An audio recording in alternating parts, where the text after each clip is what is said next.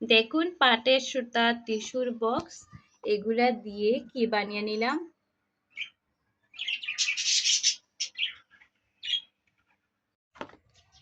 যারা ক্রাফটের কাজ করে তাদের কাছে কোনো কিছুই জাবরা নয়। জাবরাগুলোকেই কাজের জিনিস বানিয়ে নেয়। এই যে এখানে একটা বক্স আছে, তারপরে এখানে টয়লেট পেপারের ভিতরের অংশটা আছে। এগুলা দিয়ে আমি একটা ক্রাফট রেডি করে নিব।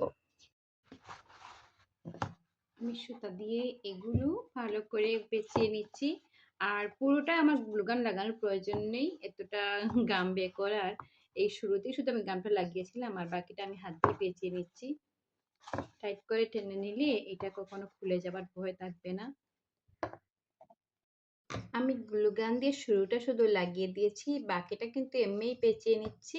তাহলে গ্লুগানটা একটু কম খরচ হবে, আর এগুলো যখন পেঁচাবেন খুব শক্ত করে টানিয়ে পেঁচাবেন, তাহলে মজবুত হবে।